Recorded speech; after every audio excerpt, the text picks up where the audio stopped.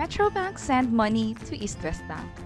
How to transfer funds from Metrobank to Eastwest Bank via mobile app online. And if you're new to this channel and you want more helpful videos like this, please click the subscribe button. So gamit ko ngayon yung cellphone ko and na-install ko na rin yung Metrobank app dito sa cellphone na to. Pwede mo tong i-download from Play Store or App Store. So I'll go ahead and tap Metrobank and I'll log in with my username and password. By the way, kung wala ka pang online account with Metrobank, meron kaming ginawang video about it. You may click this I button to check that video. And click login. Meron dito ang option na pwede ko nang i-activate yung OTP generator ko. Pero hindi ko muna siya i-activate for now. I-explore natin to sa next video na lang. So for now, I'll tap maybe later. And also this. And andito na ako sa loob ng account ko with Metrobank. Currently, it's 4,500. Later on, dapat mabawasan to ng amount na ita-transfer ko to Eastwest Bank. So to start with the transfer, I'll tap this 3 lines sa taas and tap transfer to other bank. And you have an option to transfer via InstaPay or PesoNet. For InstaPay, real-time yung pag-transfer. Ibig sabihin, mag-reflect agad yung pera doon sa pinagpasahan mo. While for PesoNet, hindi siya real-time.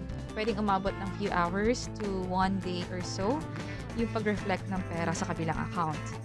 Although hindi siya real-time, mas malaki naman yung pwede mong i-transfer. That's up to 200,000 pesos.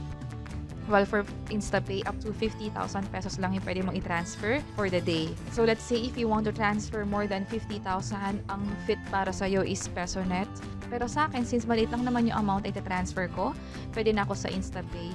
And also, i-test ko rin kung mag-work yung real-time transfer from Metrobank to Eastwest Bank. So before I proceed with this, i-open ko muna yung online account ko with Eastwest Bank. So ito siya. So mag-login lang ako. Ang ginagawa ko to para makita kung real-time talaga yung pag-transfer. So titingnan ko muna yung old balance ko. Currently, 2,600 yung balance ko dito. Later on, dapat madagdagan to ng 500 because nag-transfer ako from Metrobank to Eastwest Bank. So balik ako sa Metrobank. So I'll tap InstaPay. And here, kung mapapansin nyo, may mga banks na nakalist dito. Ibig sabihin, nag-transfer na ako ng pera dito in the past and sinave ko siya as beneficiary.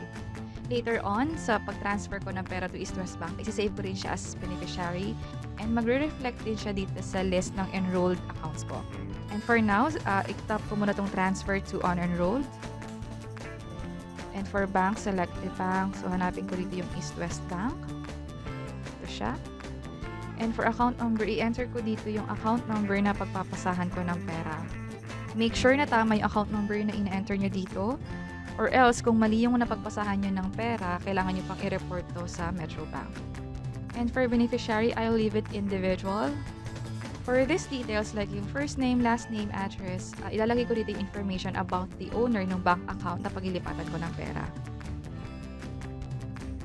And for email address, papalitan ko to ng mobile number na lang. So I'll tap use mobile instead. And lagay ko dito yung mobile number nung pagpapasahan ko ng pera. And ito yung sinasabi kong option na pwede ko siyang i-save. So I'll tap this and na-save na siya sa list ng enrolled accounts ko. So next time kung gusto ko mag-transfer ng pera dito sa account na to, pwede ko na siyang piliin dun sa enrolled accounts ko. So I'll tap next. And I'll tap this account. Isa lang naman yung account ko with Metrobank. Now transfer 500 pesos. And tap next. Again, for now, it's zero fee per transaction. Ibig sabihin, libre siya. But normally, may charge talaga yung pag-transfer from Metrobank to other bank. So I'll tap next. For remarks, pwede ka maglagay dito ng message or note to the recipient. Pero skip ko muna siya for now. And I'll click submit. Hintayin ko lang yung OTP na masend sa phone ko. And enter ko dito yung OTP. And click submit. And here's the result. Transaction is in process now. And may na-receive na rin akong text from Metrobank about this transaction na successful na siya. So I'll tap OK. And nabawasan na ng 500 pesos yung account ko dito sa Metrobank. So i-check ko yung Eastwest Bank account ko. So right now it's 2,600. Tap ko to para mag-refresh and naging 3,168 na siya. And nag-reflect na rin dito sa recent transaction ko yung 500 na pinasa ko from other bank to Eastwest Bank.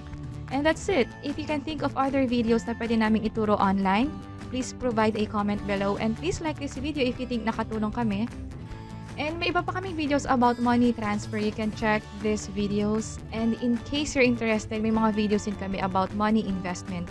You can start investing sa maliit na halaga. And this is Lou from Invest Library. Until next time, bye-bye!